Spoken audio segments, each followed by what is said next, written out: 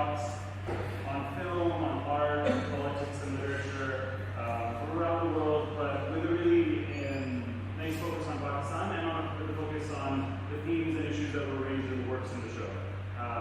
So we're very happy to be here today for a panel on cinema with these three wonderful,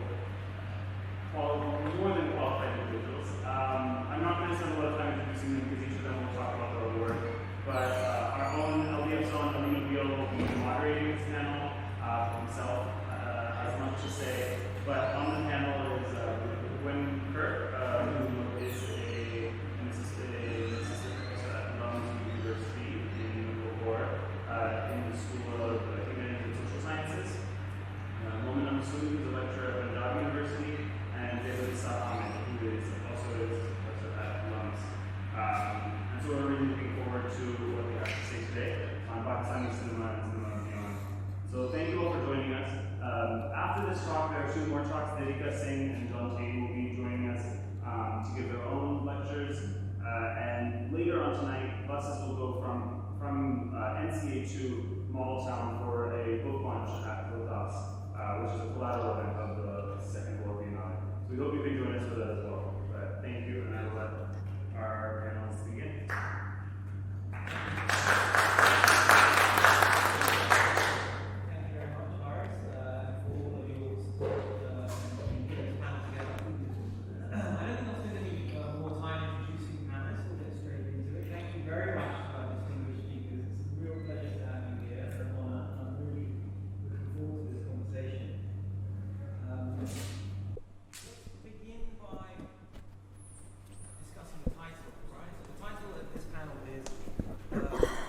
Cinephilia in Pakistan, Beyond Death and Revival. And those of you with an interest in cinema, maybe we don't even have an interest in cinema, will have come across this talk of the Pakistani film industry dying and being undergoing revival, right? This is a kind of narrative that we've heard repeated quite a lot in journalistic discourse and probably in drawing rooms and conversations that we have with people. So perhaps we could begin by, the purpose of the panel is to sort of unpack this existing conversation about Pakistani cinema and see if we can find a way that's a little bit, find a pathway that's a bit deeper, a bit more interesting, and a bit more complex than the existing frameworks of analysis that we have. So perhaps we could go by the order that we're sitting in and just get your initial thoughts, each of you, on this existing discourse and what you think may be useful or not so useful about the way that we talk about cinema in Pakistan. Gwen? Well, I want to, first of all, I just want to thank LDF for having us and CU for hosting and just being part of all the wonderful events. I think we've had a great time seeing all the different exhibits, and of course the film installations are particularly exciting, but it's just been wonderful setup, so just want to get that out of the way. I also think I should leave most of the talk on revival to my friends here. I know. But I really want to talk about the idea of death and decline in Pakistani cinema. And to my mind, there are two major issues with the discourse of a death or a decline or a zawal, as they call it. The first one being that if you look at the chronology of the supposed zawal, it takes place after 71, right? And really accelerates in the 80s and into the 90s. And most mainstream narratives of decline, the kind of Sultan Rahi era is really considered just this degenerate moment in cinema and this kind of decadent sort of thing. Whereas the Wahid Murad Urdu films of the 60s are sort of the high point, right?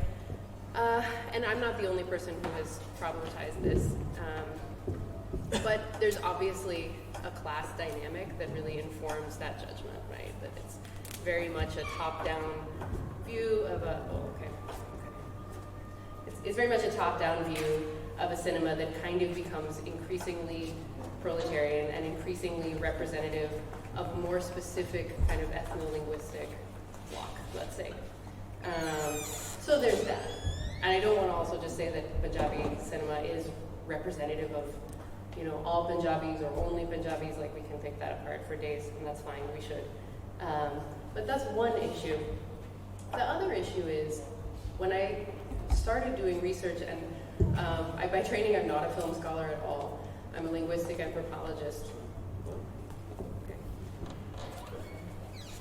I'm also not trained in the use of microphones, so I know what's going on right now. So the other issue was, for me, when I came to Pakistan and I was interested in essentially ethno-linguistic identity formations and their connection with aesthetics in cinema. So when I went to Evernew Studios, and I was told by everybody that, I'm film in England, and, there's no filmmaking happening, and it's all slowed to a halt,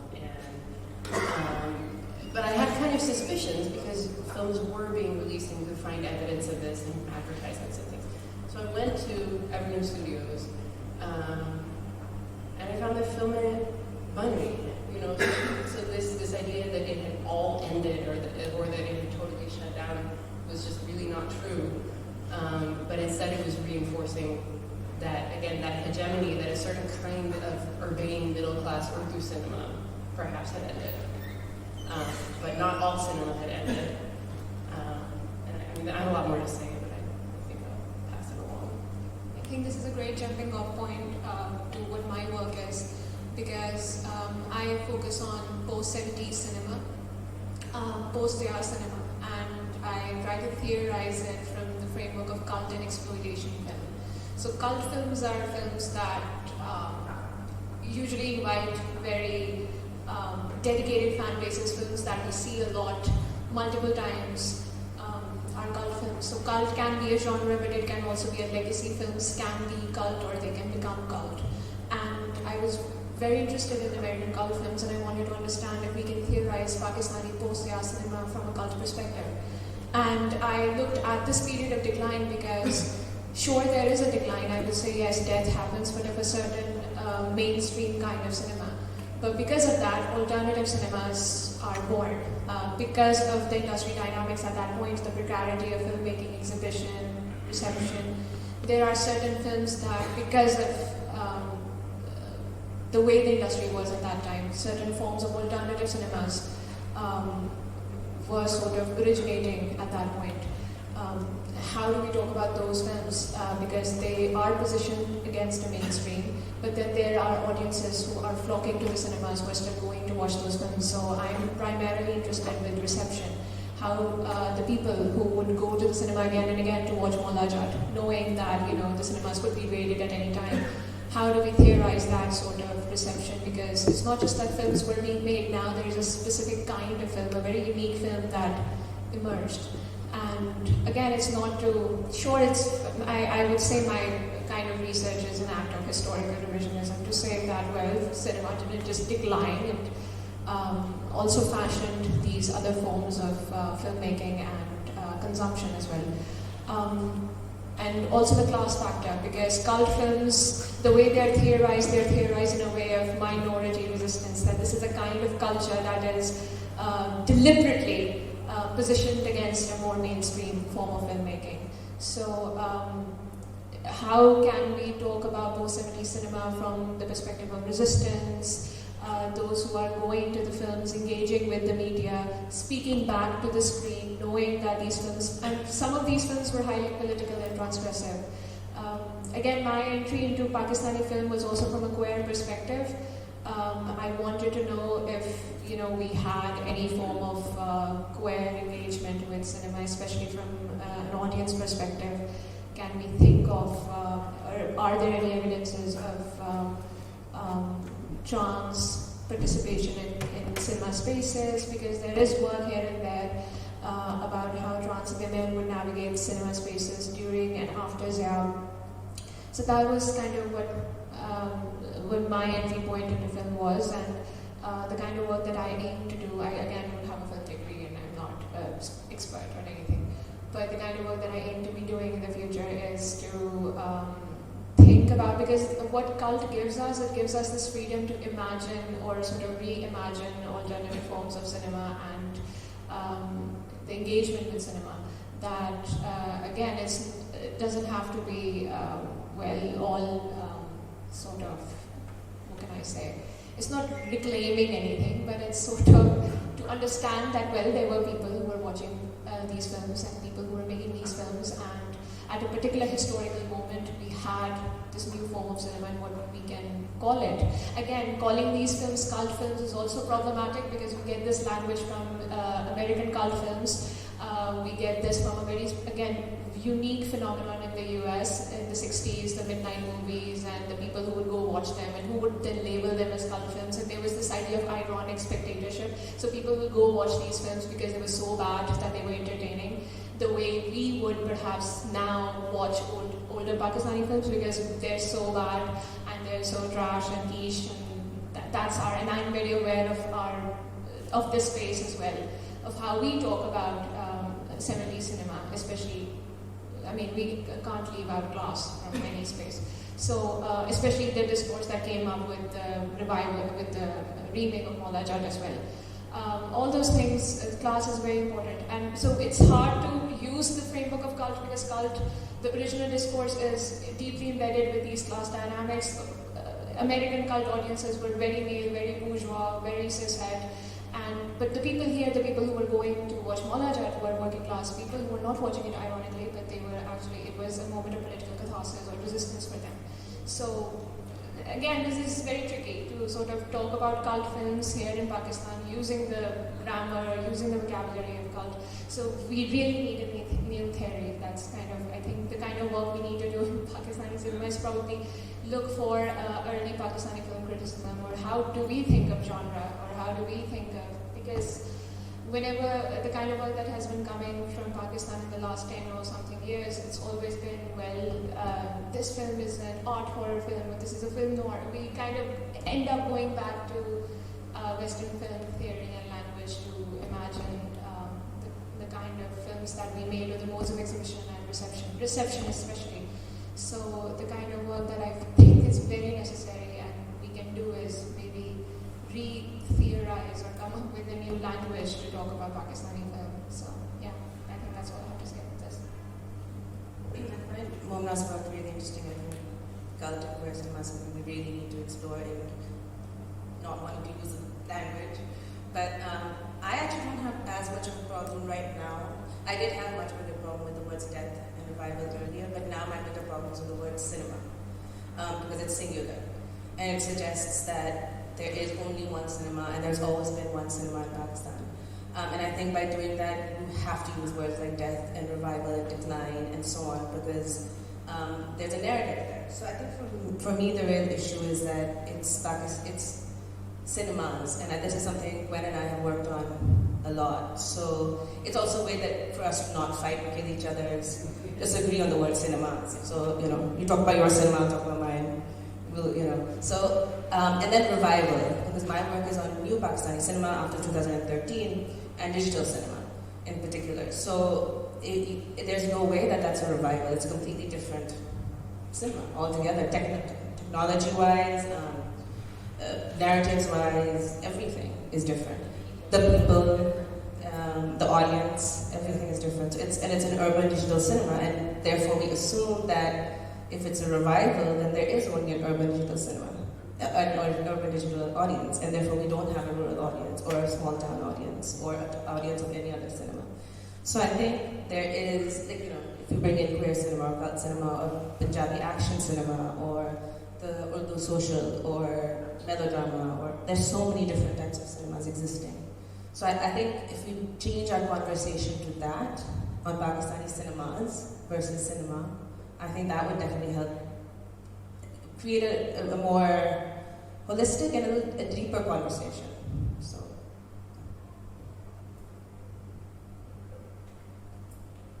Thanks very much. I think that's a really useful place to begin our conversation about your individual researches, and I understand your teaching as well, right? Because at least two of you are teaching cinema here. You're also teaching as well. Okay, so you have a good sense of how young people interact with and perceive, cinema, and what kinds of cinephilia and love of cinema exist in Pakistan today. Perhaps you could talk a little bit about how your experiences in the classroom and how what you've learned about the way cinema is perceived, and what sort of fertile areas there may be for exploration and engagement with young people on this question. Yeah, I really feel like I should share this with Zevanessa. We, starting last year, we've been teaching a research seminar in screen studies.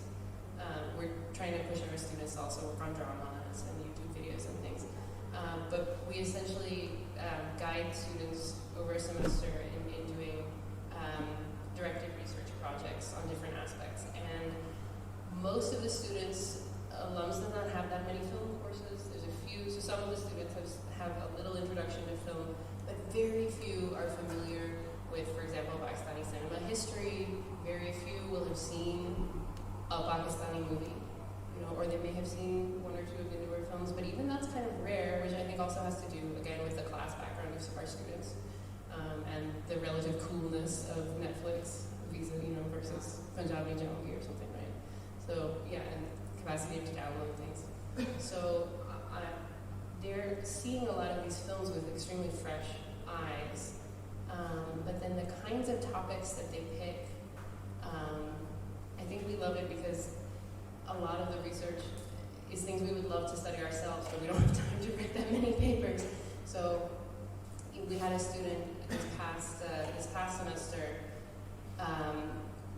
who was working on Seraiki telefilms, and he did an amazing research and ended up working with some of the filmmakers and things, which is a genre that has not been written on in academic, in any academic or non-academic publication that I know of, right? We have students exploring these kind of cult dimensions. There was a student who did an amazing paper on the female body in Hasina Atom Bomb, right? And I mean, we've had actually this paper on item numbers. We had a student do a paper on item numbers in movies made in Lahore in the 1940s, pre-partition. So I mean, there's just like really incredible kind of things that they're so creative. I think because they're seeing it in such a fresh way. They're not informed by decades and decades of seeing these films, or even that narrative that I think a lot of people maybe our age have of decline and revival and this kind of thing. I think they're not even that familiar with that. Right? Do you want to add, Vanessa? Actually, can we show realpakistan.com lums. We don't have a .com, yeah. But I know the history of film students here, or film history students. So this is just, we want to... So we just launched this day before yesterday, and from next semester we're opening it up. We're going to open it up to students from all over, and scholars all over. This is a film journal for young scholars such as yourself. So we really do encourage you to... if you're doing any work on Pakistani screen cultures, yes, please submit it. So this is where we publish volume 1. So can you click on volume 1? So coming back to what Gwen said, we've had some very interesting.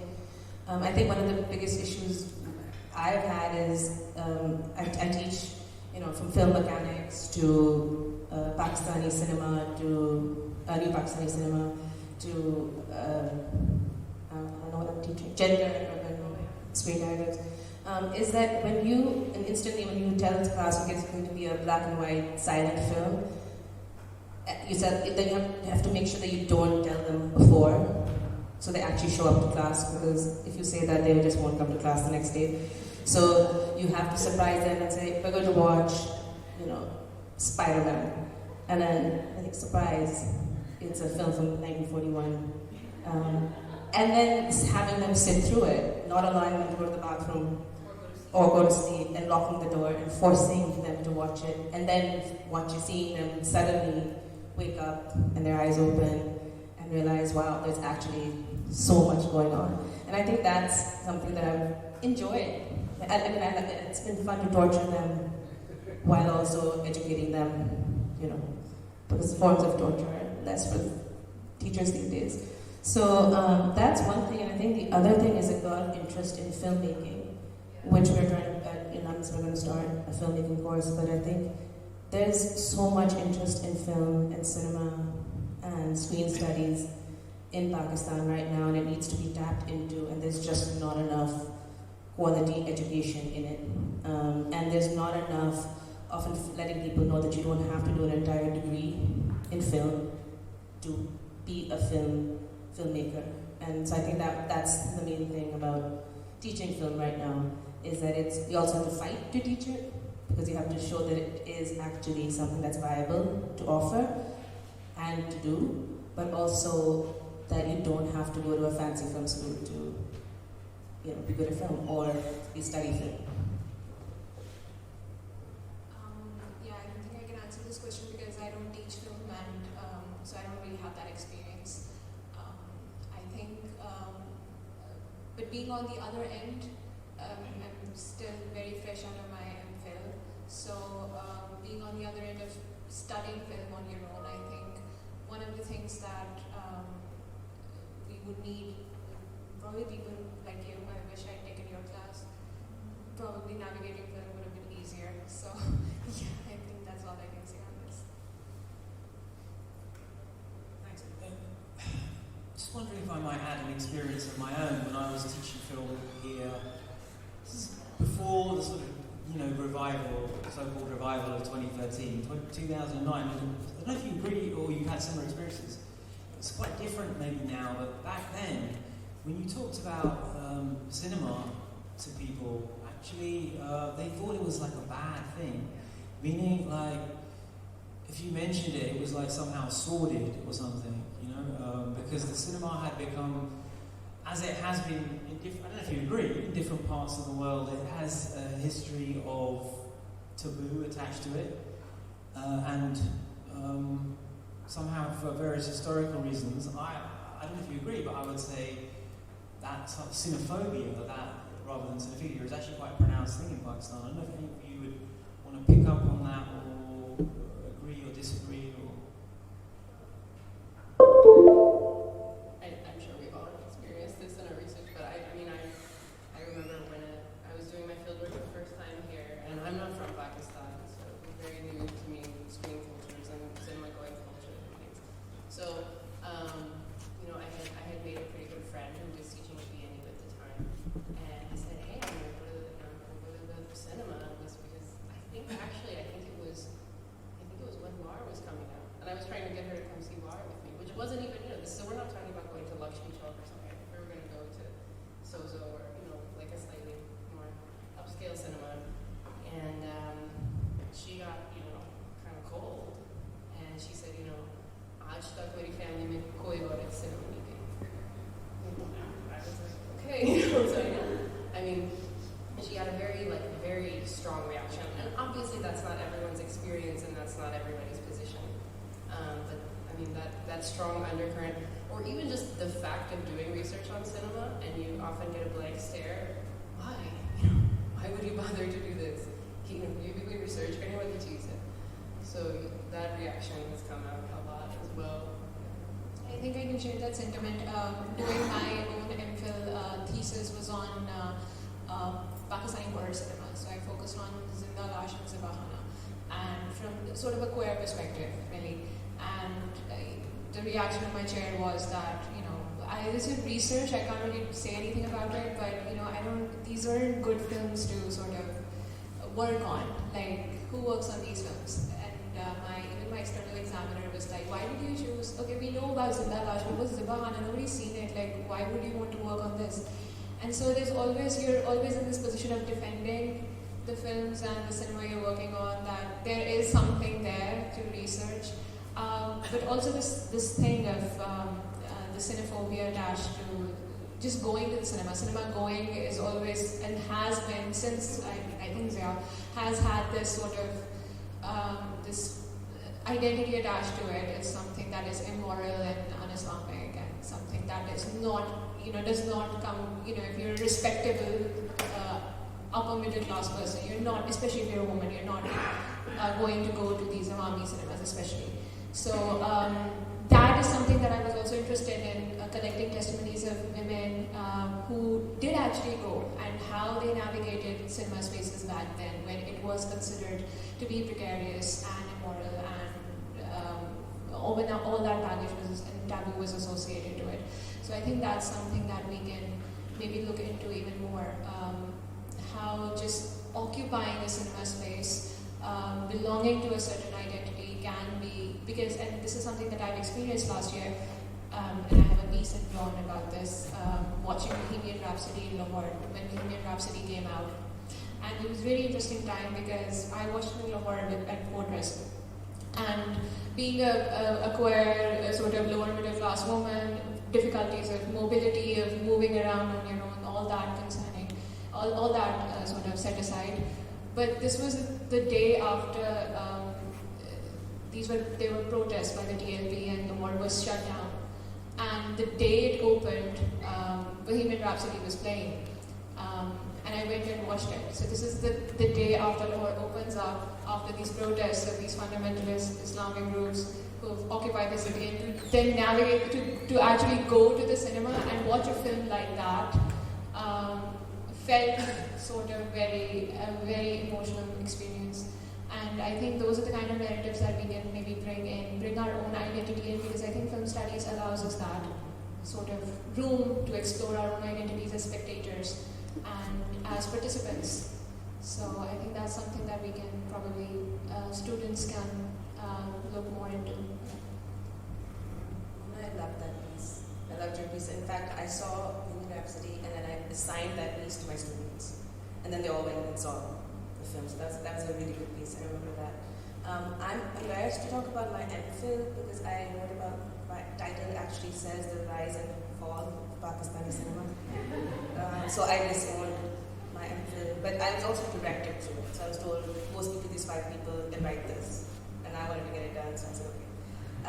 But I think I guess I'm the only film studies, I'm the only one with film degrees, so I think my parents probably, yes, Mama's going to get her film degree. But I think my parents probably had that when I first went, and everybody said, why would you study film? And I remember when I was writing my first chapter and I was going for my field work, my field work literally was, I want to go see if something is happening.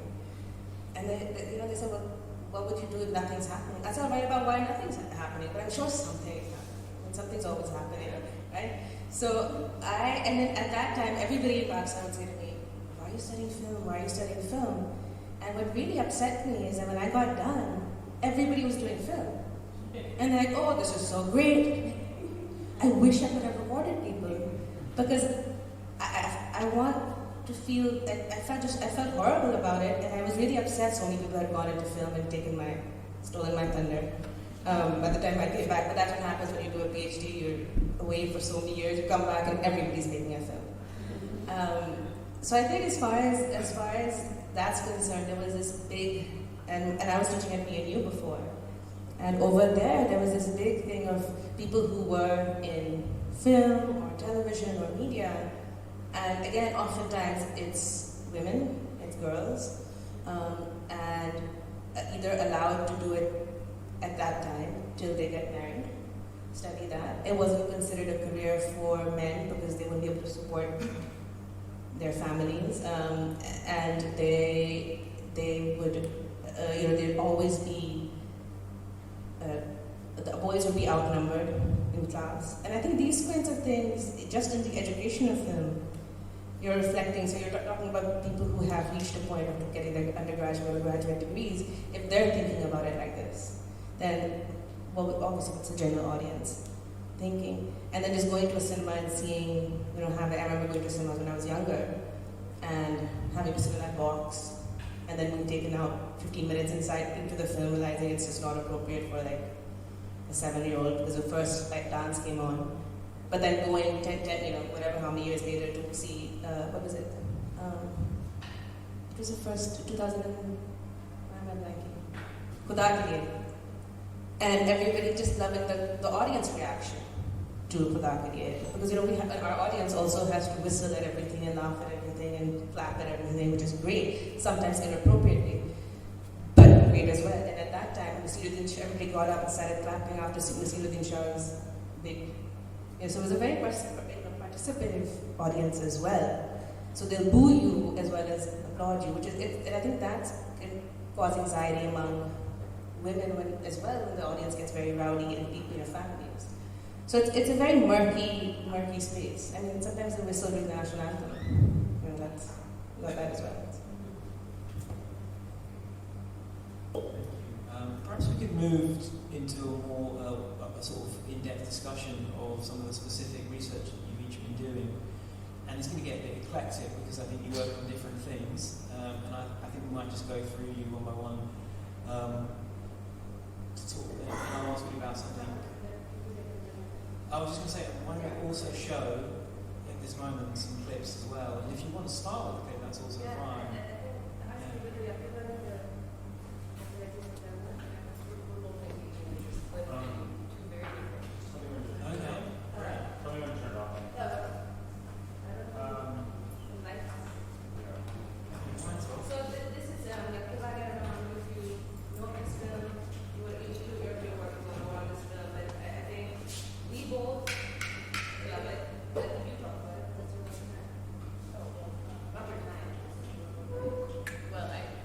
I have a short paper that I'm working on looking at kind of looking at drag and kind of potentially queer moments. So it kind of overlaps with Momina's work as well. I think Momina could talk a lot about Kakewali. But I'm looking at this and a few other films. But this is one of Musarrat Nazir's first films. It's from I think '56, and in this film she plays a village girl who's had a lot of tragedy in her life, and her job is driving a horse cart. She has to come to Lahore because of all the tragedy in her life, and so she continues to do her job, but because women aren't allowed to do this in Lahore, she has to dress as a man. So she spends about a third of the movie kind of in drag as a cart driver. Really interesting, But it's gender and queerness and it's not just necessarily her occupying the male space, but it's also her occupying the city space. So and encountering different other again it's so her Punjabi identity is being juxtaposed with other regional identities, not in the way that you would expect looking at Pakistani cinema now. So there's just kind of some very interesting things there. So I'll let Zibin start.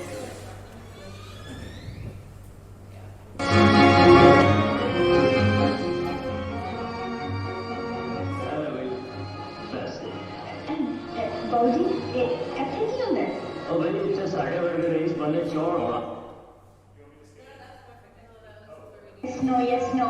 No? Nonsense.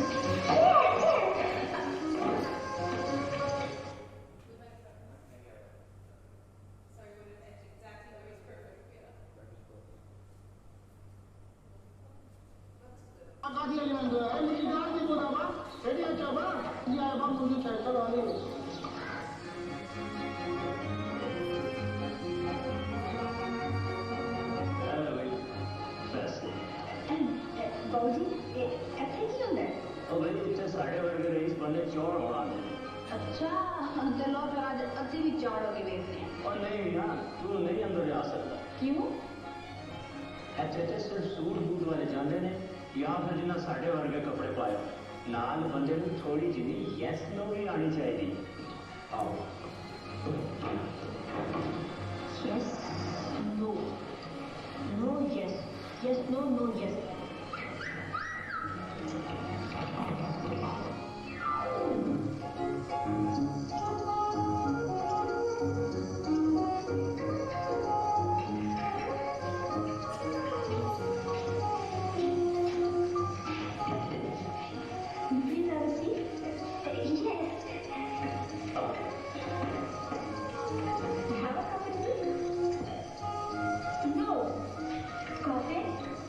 Yes. no. No? Nonsense. Yes, yes.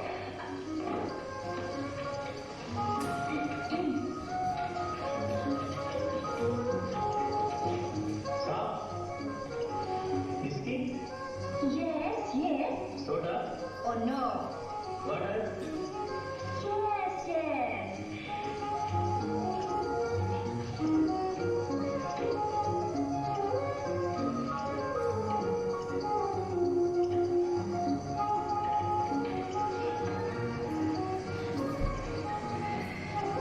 Di delinquenzianya. Tutti che ti stabili.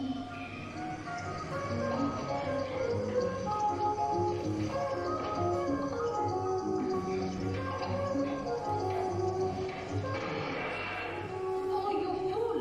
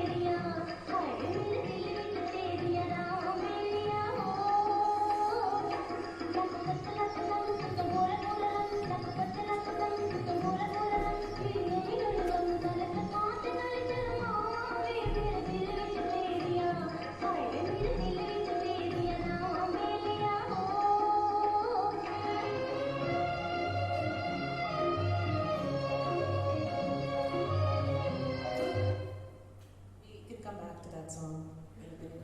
But there's so much. I don't know if you saw when she's coming out, there's that outline of a woman's body shape, which is completely different from what you end up seeing. But and the jazz band. But that imagery, so you have to think this is 1957.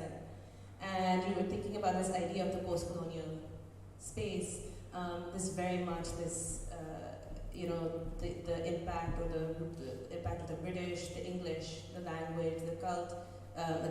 Earlier you have her being almost, she's basically not molested, that's not felt up by a woman who said that she's not man enough. So you also have this, the body is very much part of this frame. And what I find fascinating about that is, these are spaces that were actually people were not allowed due to class or gender.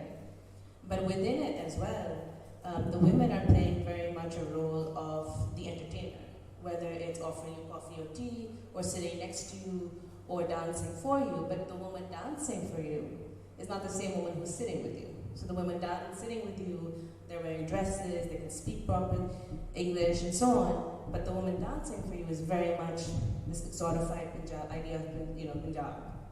And then she sees herself in that image. Yes, and she sees herself in that image. And for me, one of the most interesting parts of work-wise is I always tell my students you're going to hate film after taking class with me because we go into such details about this. But for me, the most interesting point is the actual the way you occupy. We talked about this as well. Occupy space, and who has right over space and ownership of space. And you can really tell about what is happening within a country and its imagination and so on by how people occupy space in its cinema at a particular time. So I think that's why this particular clip is fascinating for me. Yeah, and it's always fun watching things with you because I'm coming at it.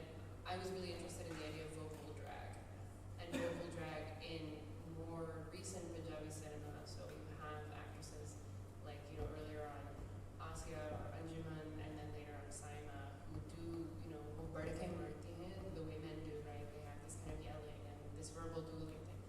So I was kind of approaching it from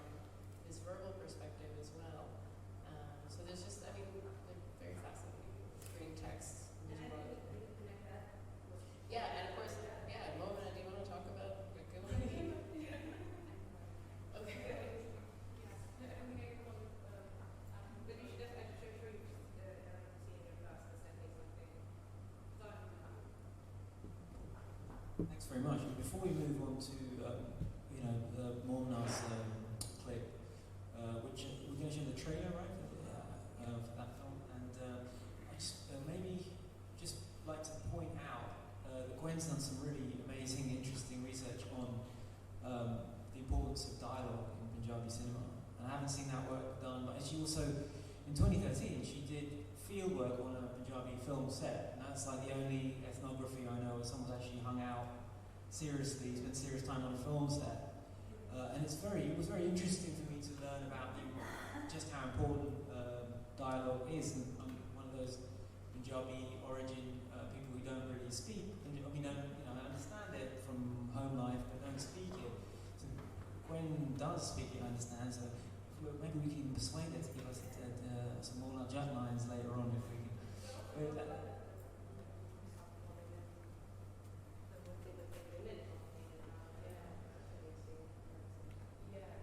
So maybe you could speak. I mean, either we move straight on to Morna's clip and you talk about language later, or would you want to say a word about it now in relation to this? Yeah, that'd be great. I think we all have things to say about it's an amazing film.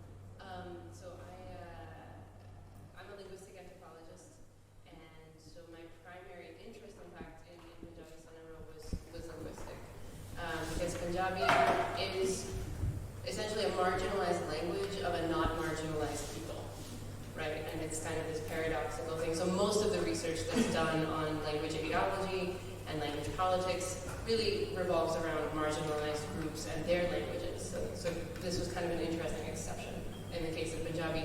And film for me became a place where I didn't start out, I was always interested in film, but I didn't really start out looking to study cinema or film as part of my research, proper linguistic anthropology research. So for me, film became that place where a lot of the anxieties around Punjabi language were not just kind of distilled, but also positively reappropriated. So on the one hand, you have the ideology that says Punjabi is, it's a crude language, it's loud. The first thing people will tell you about Punjabi, if you're doing research on Punjabi, is that it's loud. It's a very loud language, right? What does that even mean? Right? Obviously, this is an ideology and not, there's no kind of linguistic property of Punjabi that makes it necessarily louder than any other language. But these are the things that are emphasized in cinema. The connection between language and masculinity in things like verbal dueling. People think of Punjabi cinema as a very violent cinema, and I'm not saying that it's not, but a lot of the violence is linguistic and verbal, and takes place through, shouting brawls, right? No, I'm good. I think we all know the lines. Yeah. Can be angry. Okay. No, we were probably not. And then when I started looking very closely at the language, and I won't bore you with too many of these details, but as a linguist, this was also very interesting to me, is that you can actually see things like dialect leveling going on. So the Punjabi of the screen, when I came here to do research, I figured these films are being made in Lahore. The kind of Punjabi that's in the films will be some kind of Lahori Punjabi. And it is, but it also isn't. Care is taken during the making of the film to kind of create this Punjabi register, or sort of an idealized dialect of a kind of Punjab of nowhere. So it's not, the Punjabi on screen is not really identifiable as like, oh, this is like, these people are from Gujranwala, or this person is from, Okara, or whatever it is. But in fact, there's this kind of geographic bleaching that goes on. So again, I won't bore you, but I can talk about pronominal analytics and future transformation and things if you really want. But I probably will stop there with the language. But for me, this was very interesting how on a micro level, linguistically, performances were being tailored to create this kind of vast and geographically non-specific idealized image of Punjab. That's my take. Thank you very much. So let's hear from Mona about this film clip. Should we go straight into the clip, or do you want to speak a little bit? Maybe you introduce the clip while Haris is setting it up. Is that all right, Mona? And you could tell us about this amazing article that you've written in Bioscope, which I came across initially the abstract, and it looked really interesting, and that's how we sort of tracked you down. It was amazing to see somebody doing this kind of work in Lahore. So very glad that we managed to get you here to tell us about this article. And while you do that, maybe Hara's going to... Is it queued up? So it's up to you. And if you want to go, this is the trailer, right? It's just a trailer of Zibahana. This came out in 2007 by Umar Ali Khan. It's a horror film, basically. So.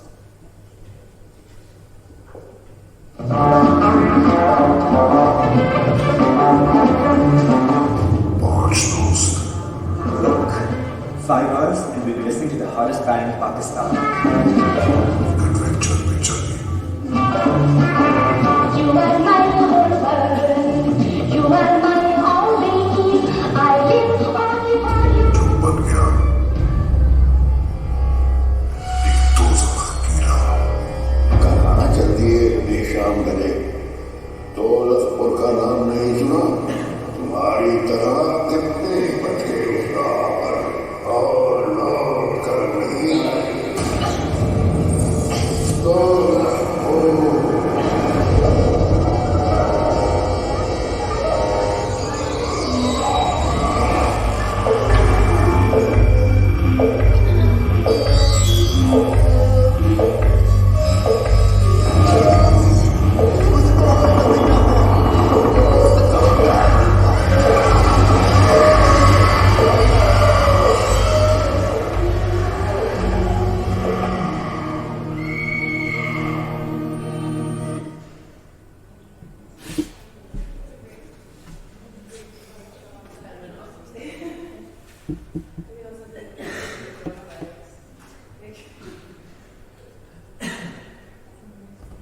Basically, the story is that of any slasher film. You have a group of friends who are going to watch a rock concert and they get lost.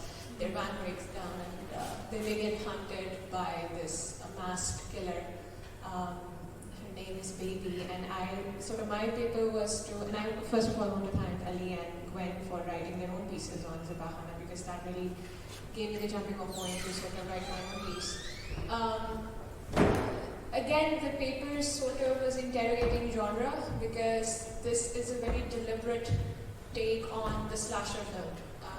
Umar Ali Khan is a cinephile of his own right, so he's not just making a film, he's he's deliberately trying to, it's a commentary on the slasher film genre. It's very patriotic. And basically I wanted to see how the slasher film as a genre sort of is reimagined in Pakistan. And so the idea of a slasher film is that usually among a group of friends there's just one final girl who survives.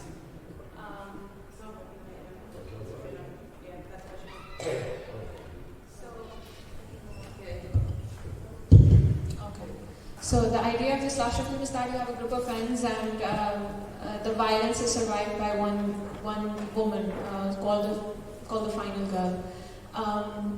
And usually the person who is sort of performing the violence in American slasher films is a male, sort of cishet male body who's committing violence on sexualized female bodies. That's basically the logic of a slasher film. Here that sort of logic is reversed, because the person committing the violence is a queer woman, and the bodies who are being violated are these cishet, urban, bourgeois, sort of privileged bodies.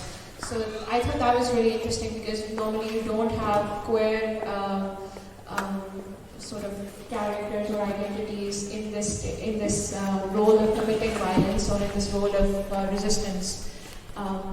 Baby commits violence only on those who trespass or who enter her territory, or who she sees as threats. She lives with a mother.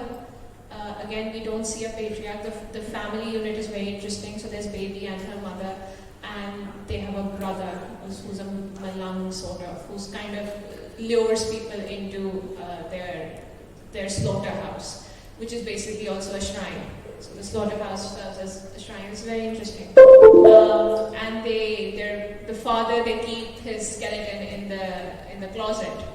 So there's a lot of it's a heavily queer coded film for me. When I saw it, I thought it's a vision of, and that's what the title of my paper was, a vision of queer anarchism. Another interesting thing about American slasher films is that the final girl usually survives.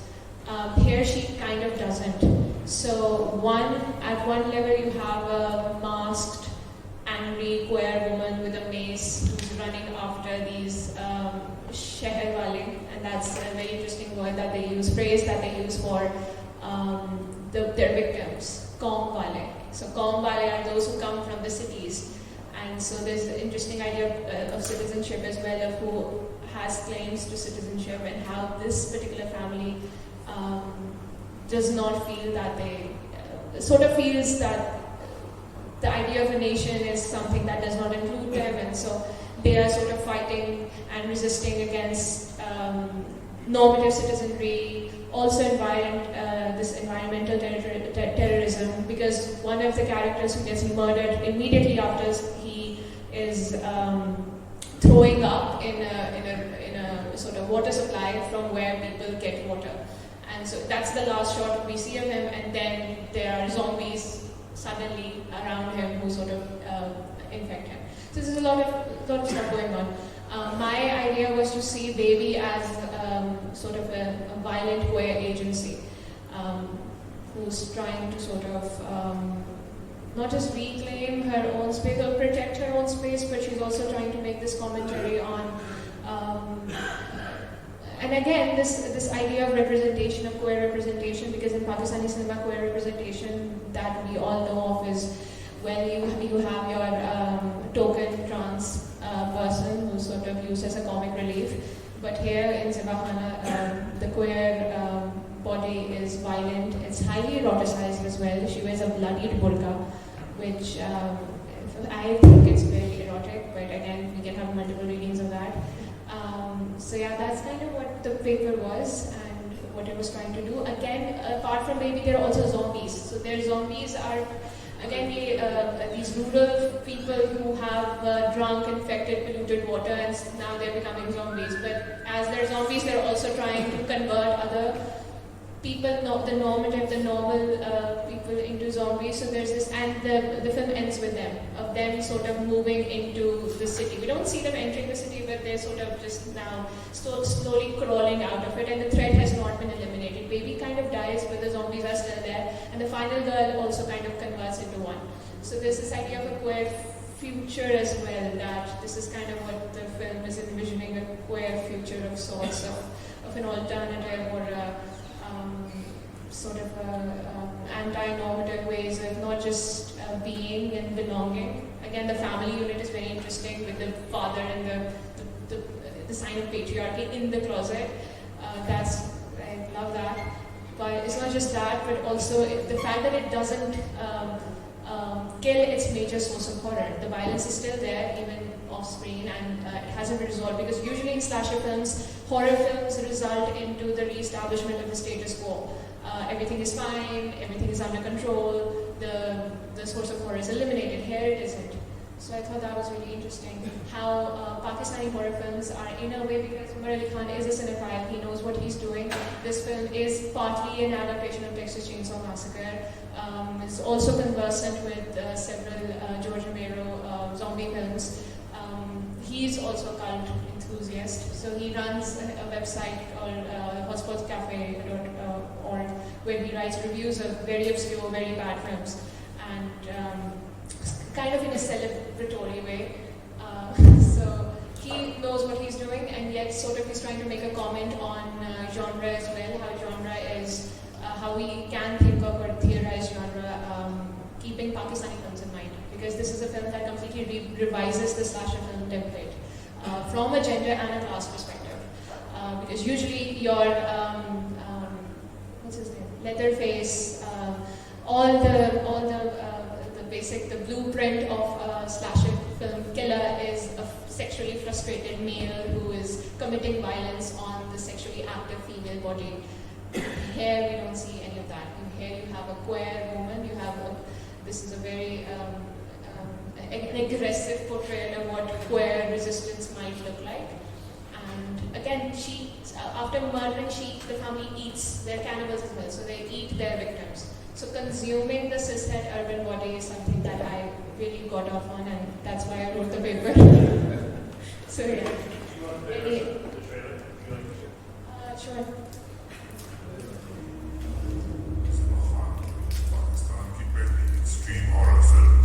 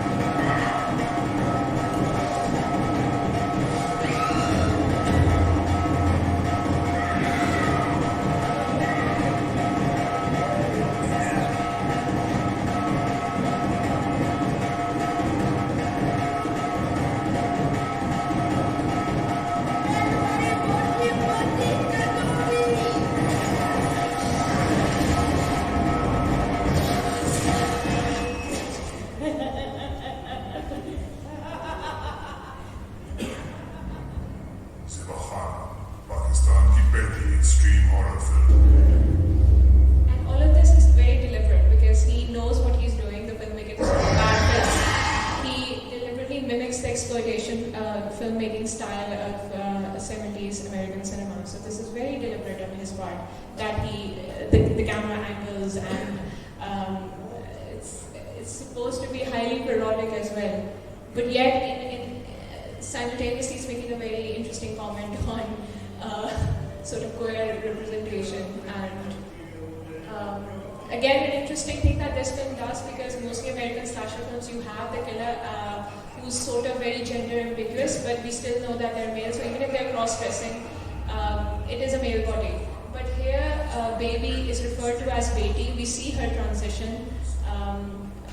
And how the mother sort of supports her transition into a woman, and so that was basically my intervention to sort of read her character as a queer character, because previous readings have not really addressed that point, because this is what this film really actively addresses, that this is a queer woman and not a man dressing as a woman. So that's something that really I wanted to sort of add to the discourse, because not just that, her mother, and it's very interesting because normally, and I was thinking of Maula Jat as well, because when the mother, there is some sort of dishonor or violence, and the mother is going to call out to the son, and the son then appears on horseback. Here, when she was in danger, she calls out, "Ah, meri beti," and then she appears with a mace and sort of kills the girl, Roxy. So that I thought was, again, very interesting. The fact that the film is very consciously addressing that this is a queer character, this is not a man dressing as a woman, this is a woman, a queer body behind the burqa. The burqa itself is queered with all that blood and because cannibalism is also, has been read as a very sort of, there is a sexualized, eroticized sort of, it is a very erotic activity really, and that has been read in the horror discourse. So yeah, that's I think all I can say about that research. If anybody else wants to make a comment on. One thing that's very interesting about that is, first of all, if you haven't seen it, you have to see it, and it needs to become mandatory in every film class in Pakistan being taught, because it's a great film. I think one of the most interesting things is what you can connect through all these different genres is the idea of the body, and oftentimes either violence or some sort of something being imposed on the body, on the form, whether it is to hide it or whether to expose it, and that in itself is a very distinct thing that you can follow through different Pakistani cinemas over time, and it really comes out in this one. So if you haven't seen it, you should definitely see it. Yeah, so I this is now the most written about film in Pakistani film history. There's like 3 full-length, more than Mola Jab, which shows you how interesting it is. I think I'll say something about Umar Khan in a moment, so because I just sent him a WhatsApp message just in case he was in Lahore. He sent the message back, but he's not in Lahore. Before I just mention what he said, it's worth pointing out that this film, I think, has a strong intertextual quality, right? Which is what Iftikhar was talking about yesterday. I don't know if anyone came to that presentation here, but he was talking about the way that because of the kind of fragmented nature of the archive, the film archive in Pakistan, so many of these films seem to want to straddle the kind of gaps that are there and refer to previous films somehow. And there are sort of echoes of Mola Jab in this film as well, and references to it, and various other things I think in Pakistani cinema, which is an interesting thing. Zindan Lash as well, yeah, it's one of the Dracula film. Exactly. That's also Which I think is a film that Umar also was involved in restoring. So he basically said, he gave me a long list of, first of all he said thank you to everyone who's interested in his work, really very, very excited to know that we were talking about it. He sort of gave this said it was a homage to all of these directors, made a whole bunch of references which we won't go into now, cult directors. And one thing, 2 things he said that were interesting. One was that he came back from Heathrow Airport with 2 severed heads from eBay, and that was an interesting experience at customs. But the other thing he was saying is that my advice, to all the young aspiring filmmakers is to shun the aesthetic of multi-core productions of today, big budget productions. Go back to the 70s, go back to the 80s, low budget movies, where you will find amazing creativity. So I think that in itself is an interesting bit of advice, right? With that whole period which we talk about now as a wasteland, nothing interesting happening, something actually think about doing low budget films. I want to open this out actually quite early. That's one advantage. We have quite a long session.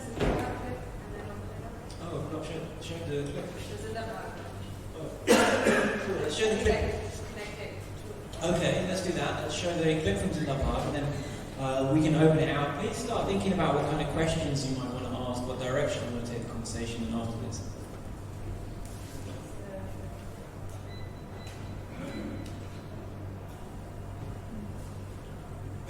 Which is a film Iftikhar talked about yesterday, right? That's what the paper was. Yeah,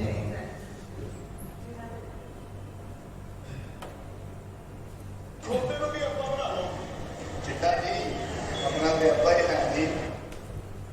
Anyway, we can. No, we can actually just pause it. I can set it out as a conversation without. Should we open up the conversation? Yeah. Okay, so, and also let's at some point try and loop back to that article you wrote on women filmmakers and in new cinema. Maybe you can say about that, if just to give people hints of directions we might come back to in this eclectic discussion, but very rich one. Do we have any questions? Do we have any comments?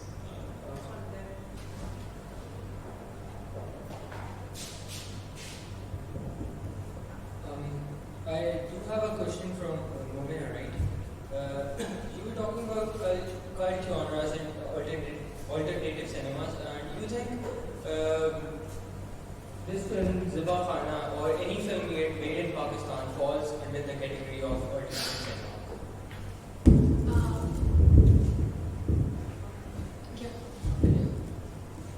Do I think that if there's been a cult film made in Pakistan? No, because I'm not sure the alternative cinema has been in Pakistan or not, because from what I think, alternative cinema movies are somehow like, Dictator, because there's a movie Dictator, because how they show violence in the form of comedy. So I think Pakistan has not been there yet, and they're just making. I don't think Pakistan has ever made an alternative cinema. I think we sort of need to interrogate what we mean by alternative cinema. Cult films, especially, again, as I think I said, cult can be a genre, but it can also be a legacy. So cult films don't need to be alternative films. They can be Dilwale Dulhaniya Le Jayenge is a cult film, right? Films that have a very long legacy, people go and watch it again and again and again and again. That they have unusual receptions. We identify cult films based on their reception. There are films that just don't die out. So they can be very mainstream films as well. For me, Maula Jat is probably our truest cult film.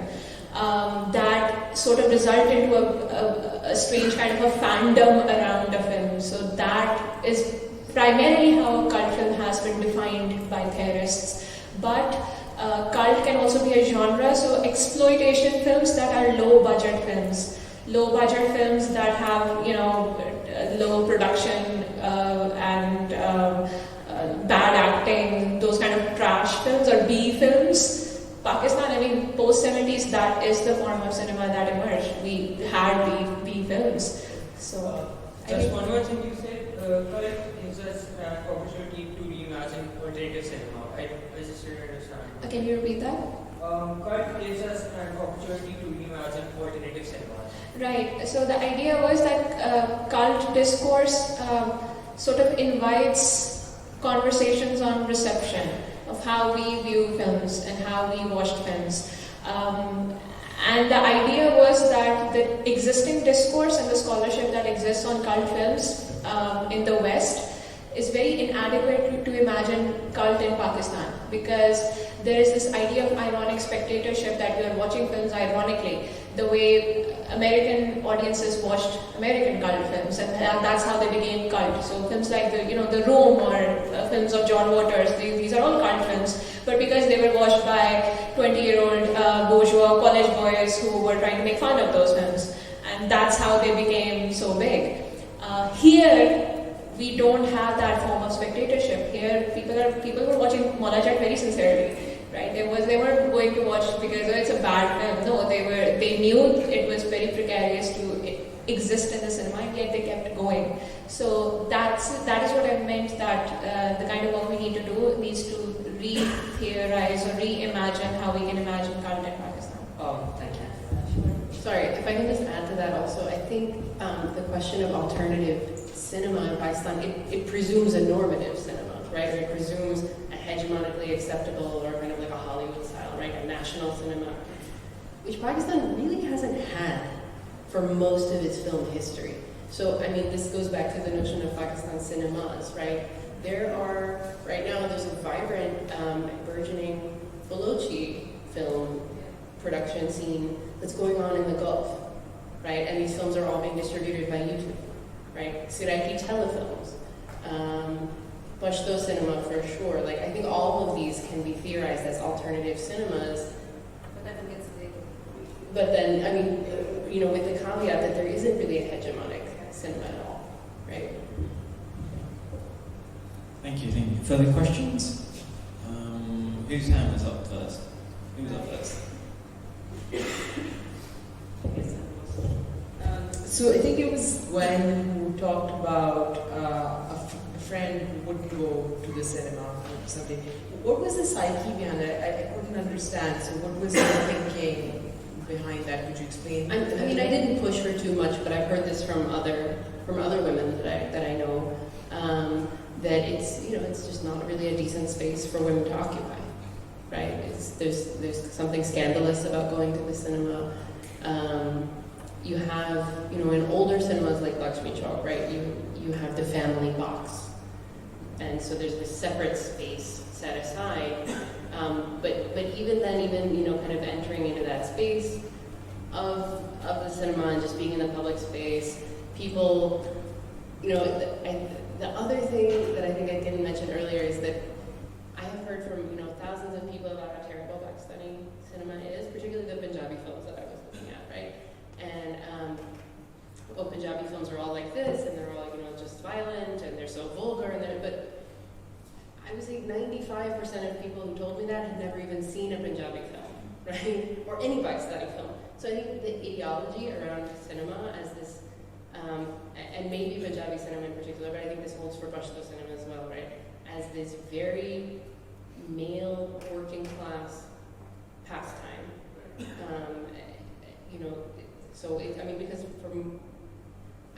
there has been the rise in the multiplex, so that thing is changing now, and you hear, from older women who, were maybe college-going women before the era, it's also very class, this idea of space. space, right? And so even when I was doing my fieldwork, right, people told me that women don't go to see the cinema in Lakshmi Shop, right? But when I went there were women there. They were just working class women, right?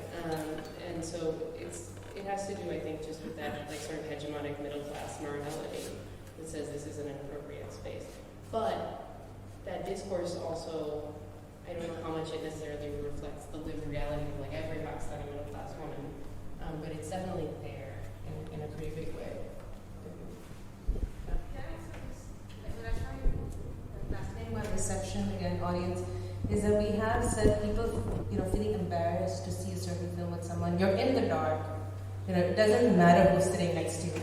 But a scene comes on and people start squirming because they're really embarrassed to watch this in public. And exactly, it doesn't work as a family film. And that in itself is fascinating. But what is more, it is, I think our idea of public space has shrunk so much that sharing a public experience in the public is almost, you can't see pleasure. You can't see a woman in pleasure. You can't see a relationship between two people regardless of their gender. You can't see a lot of things because we are just not used to experiencing emotions together in public anymore. And I think that makes people very uncomfortable. Worth pointing out that it's also, for men, it wasn't particularly okay, right, to go to the cinema.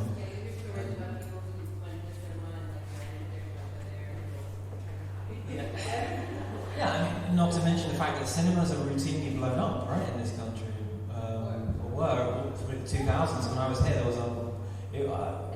there were a good, maybe possibly a dozen cinemas blown up, and now, because the idea that cinema is an immoral thing, there's a sort of history there to that. Not to give a too general portrait, but it's a phenomenon here, that xenophobic strand.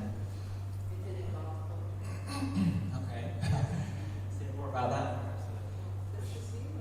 No, Iqbal has a poem on cinema that we're considering very much compared to Idol's version. There's a new piece by Timothy Cooper that reminds me, and he actually says, but Maulana Maududi, oddly enough, said cinema is permissible. So there's a whole book to be written on the complexity of Islamic responses to cinema in Pakistan. There are some more questions. Let's give it. My question is primarily for Professor Kirk, but anyone's open to answer it. आप बात की थी about Punjabi cinema, and I wanted to know more about the financial implications of alternative cinema. कि Avenue Studios पे जो films बन रही हैं वो कितनी की बन रही हैं, ticket कितने का बिक रहा है, कि working class people are going to see it. So that process of creation and then earning that money back, how is that working? Okay, so full disclosure, I haven't been there in a few years, so I'm not sure I can give you an accurate. And this is also something that Zeynep and I have talked about extensively, is how much the digital revolution has impacted film here.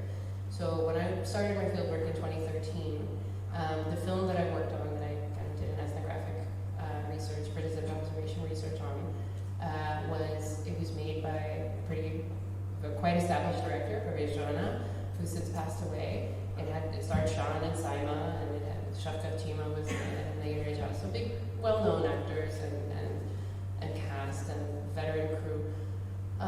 That film was made for about 60 lakh. So at that time, about a third of that budget went just to purchasing the film stock, the 35mm film stock. It was shot on 35mm and I have a very short piece about this in Screen, but one day the cameraman, I was kind of watching him unload and asking him questions about the camera, and this one particular guy had been working in the film industry since the early 70s, and he said, he said it very proudly, he said, "Ye Angrezon ke zamane ka camera hai." And I thought he was maybe cracking a joke or exaggerating or something. But I had taken a lot of photos of the camera, and I went and I looked it up, and this particular model of camera started production in 1946. So this was the kind of technological infrastructure that was still being used in 2013 to film. So the way the film that I worked on also got delayed significantly. The shooting was delayed because I don't know if any of you know the Shabistan cinema in Lakshmi Chowk. But at that time, they were renovating, and renovation meant they were switching to a digital production system, so they no longer had the capacity to project 35 millimeter film. And so this, basically the digital revolution meant that a lot of films that had been shot and completed in Evernew Studios, in Body Studios, in that kind of traditional cinema, quote unquote, industry, they've been completed, but they're sitting there unfinished because the theaters no longer have the infrastructure to actually release them. And the way the film financing traditionally worked is that producers would coordinate directly with the theaters and sell the film in advance, use that money to make the film, and then display it and then share the profits or whatever, split the profits. So the digitization of cinema has disrupted that particular film industry, but, and actually I have a clip of this, maybe Horace, could we watch like 2 minutes? Is that okay, Ellie? But now, and this is why we have to think of cinemas in the plural. So on the one hand you have the New Pakistani cinema, which has worked on extensively and can talk a lot about. But recently, I found that some filmmakers from that kind of traditional, and particularly with familial links to the traditional film industry of Lahore, have started making digital films, but they look very different than the New Pakistani cinema films as well. We could just watch like 2 minutes of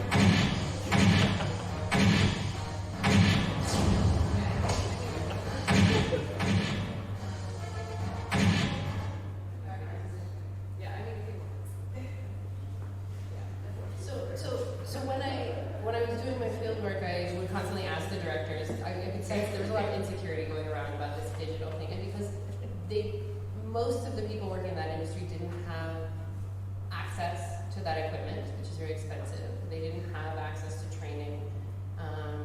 They didn't have sort of the technical resources, right, to do this kind of production. I would ask them, and many people told me, you can't actually make a Punjabi film on a digital camera. It's not possible. They would say like, well, nahi ban sakti, basically, digital based. So, the directors who I talked to would say, I'm going to make a movie on a digital camera. I'm going to make a movie on a red or whatever. They said digital pe ban nahi sakti. Well, that's a different discourse. They had a lot of negative things to say about digital cinema and Pakistani cinema in general, but 5 years down the road or 6 years down the road, they are doing this, and the market now for most of these films is not intellectual shock. Actually, it's YouTube. So it's kind of shifting as well. The space of reception, the terrain of reception is really changing. But but it's also not just because they're using a digital camera. I still wouldn't place this in with the new Pakistani cinema. Yeah. YouTube, how do they make their money back? YouTube films होती है. Ads and things, I imagine. You know, so I haven't interviewed these filmmakers in particular, so I mean, I couldn't tell you specifically. But they have deals with advertisers. yeah. Advertise on their they carry on different spaces. And I think they are releasing in some cinemas, but not the multiplexes. Yeah, this is not coming out. So until the Punjabi movies got banned, or until Indian movies got banned again, unofficially, Indian Punjabi movies were showing in multiplexes, but never Pakistani Punjabi movies, right?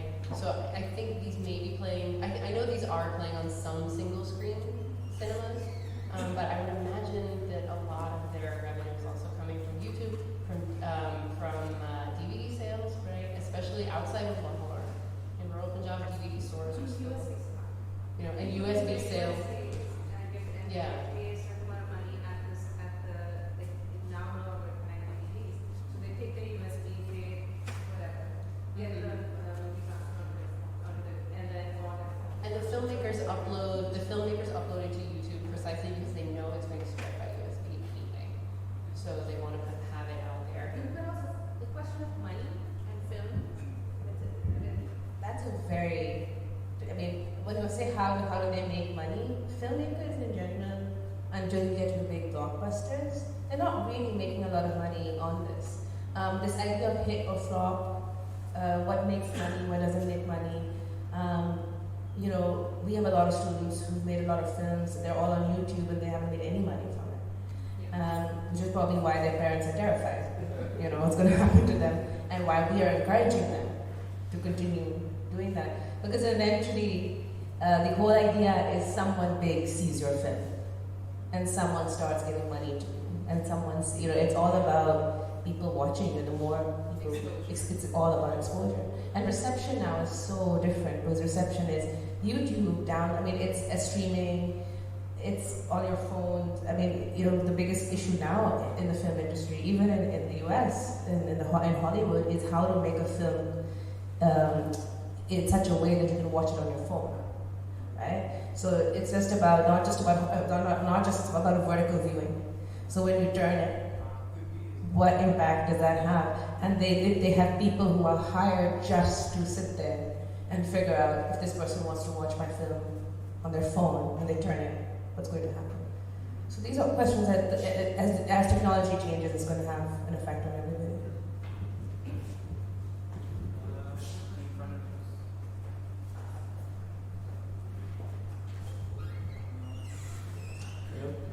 My question is that, as we talked about linguistic violence, that we see in the cinema history that all around the world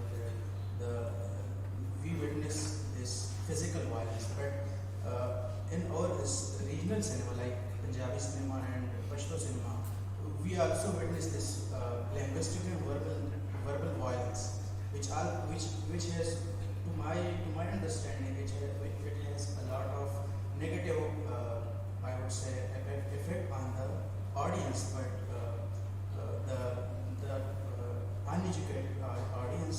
But if let's say to remove this aspect of verbal or linguistic violence, if you remove it for the sake of this removing this negative aspect or this negative effect on the audience, so what will be the effect of that? Like if you remove this linguistic violence or verbal violence, what will be the effect later? Can I ask, just when you say linguistic violence, do you mean like the verbal dueling, like and not shouting at each other? The dialogue and shouting. Almost every dialogue in the movie. So, to my mind, I don't see this as a negative thing. Sorry. I see this as kind of a moment of creativity, a moment of reappropriation of power. So I am not pro films getting rid of these dialogues, because I actually, I think they're a really important part of the genre, and I think in many ways they lie at the heart of the narrative and of the kind of ideologies that exist within these films. So I don't think they necessarily, and I haven't heard anybody necessarily proposing that they be removed. I think, in a way, if we think about linguistic violence in another way, that there are hierarchies of language here, and that those hierarchies of language are tied to things like class, things like urban versus rural identities. To my mind, the way Punjabi films are kind of shoeboxed into, people tend to think of them in a very narrow way, and there's actually a lot of variety within Punjabi cinema. So people think Punjabi cinema and they see Mola Jat, or they think of perhaps this, but there's actually a lot more going on in Punjabi cinema. People just don't tend to watch it, and I'm sure the same is true for Pashto cinema, that there are assumptions made. So, in my mind, that's more of a linguistic violence to be concerned about. Does that make sense?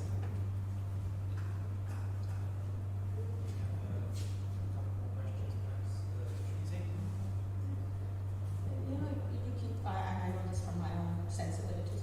You keep talking about people not wanting to watch these films. Why do you think is it off-putting? Is it because we see these posters which display, they're quite misogynistic, some of these posters, and they display aspects of that, and the language and the music. What is it? That kind of sound that this gentleman here was talking about. There's a kind of loudness in all these films. Well, the people who don't want to watch these films, there are lots of people who want to watch these films, is my point. And I think this is something, that Momina can really speak to as well. Lots of people do watch and love these films. The people who want to disavow them are the bourgeois, right? So, and that has to do a lot with ideas about Punjabi, right? Even the very fact of the language, kind of says something, let's say, even the fact of a film being in Punjabi kind of knocks it down a notch, right, in a lot of people's estimation.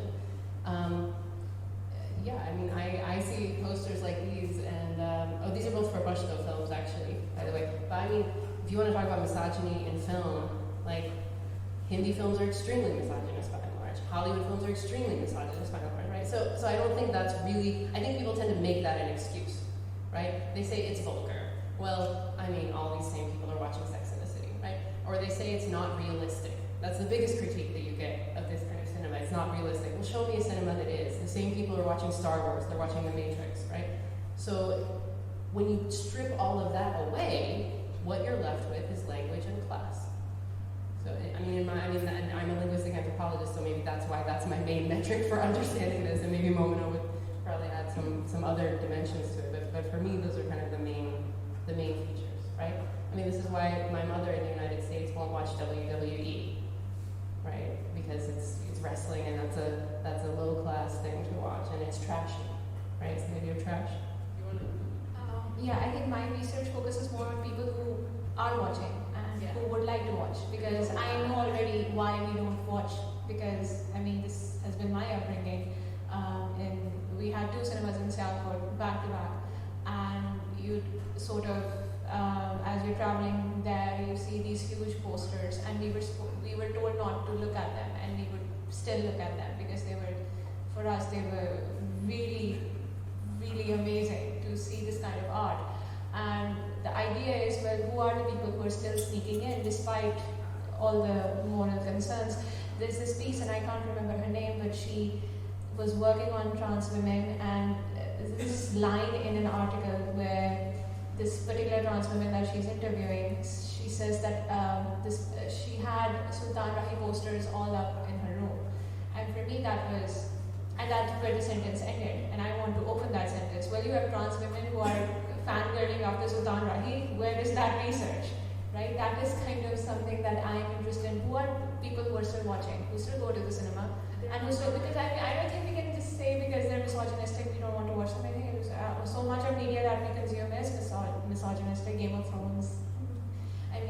So much of stuff that we watch, I think it ends up being a class issue, and politics of respectability. This is not a respectable kind of cinema to be watching. You pack these same messages in a more sort of mainstream, high budget garb, and there will be no issues. So I think again, what Gwen has said, I really think it's a class issue. When my research sort of focuses on not the cinephobia aspect, but cinephilia, who are still watching these films sincerely and enjoying it, and not just male audiences, but also female and queer women who are consuming texts like these.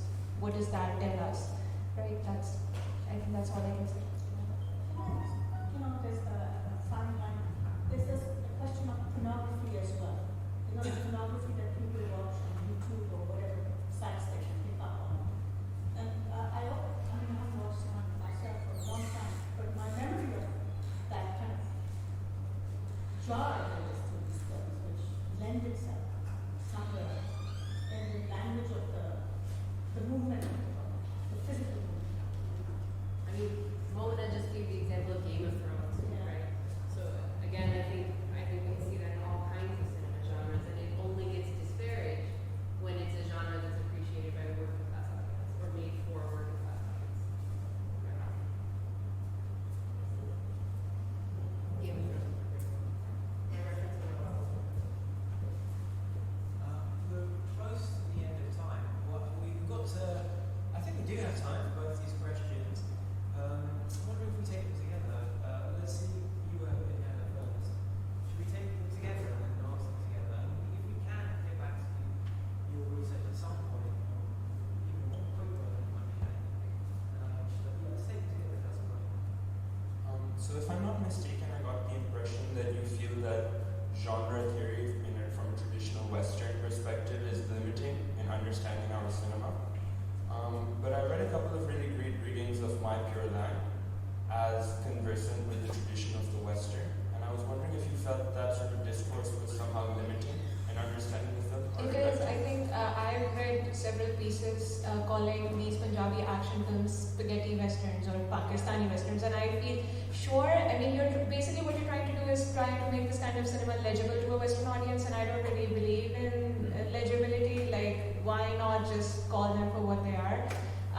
Because we have local discourses and local audiences who talk about films in their own language, and I think introducing that would be a better contribution than just saying, oh, this is close to that Western film or genre that you know of, just to make it legible to a Western audience. So I do find it limiting because, and most of the times the logics of that particular genre don't really neatly apply anyway. So unless it's a direct conscious adaptation, even then, like Zivahana was an adaptation, but still it completely revises the slasher film template. You have a film, sure. I was thinking this is reminding me of Sivanis's argument, right? Because people tend to say new Pakistani cinema, right? Well, It's like Bollywood, right? Oh, this is just like an Indian version. No, but I think that there's a difference. I think I always break it to a sweat when I'm writing any paper and like have it published and have academics read it. I'm okay with a non-academic reading it because new Pakistani cinema is exactly how what you're saying about Punjabi cinema is how academics talk about new Pakistani cinema. It's horrible. It's it's a copy of Bollywood. It's trying to be something it's not. It's just about big productions and money and all of that. And it's very difficult to write about that kind of stuff because I am on the bad side as far as that's. I'm defending the bad guy or writing about the bad guy in Pakistani academia, but I'm not really sure. I mean, I don't know. I mean, I think. In terms of genre, right? I feel like people Yeah. kind of pigeonhole new Pakistani Yeah, cinema as Bollywood but what's wrong? I also don't know what's wrong with that. I mean, Pakistani and Indian cinema have the same history. So if there is something that they have in common, I don't understand what's wrong with that. Why do we have to we have to make our own cinema? But that means that you're saying that the cinema that came before 47 is not our cinema. And then again, that comes back to this idea of rejecting anything that's come before a particular time or anything came before, like whatever was being made in the Urdu cinema of Dhaka. So I think that this idea of rejecting and not owning something and saying why is everything like Bollywood? Well, I'm surprised it's not more like Bollywood, to be honest. That's our that's our tradition. It's not the Indian tradition, it's a South Asian tradition, and that's where it's come from. What happens now, which direction we go in now, that is completely different. That's for what young filmmakers today will make. But how is that any different from the films of the 1950s or 60s? Yakkewali is very much in that tradition as well. One last question. We're right on the end of our session, but if that's all right with everyone.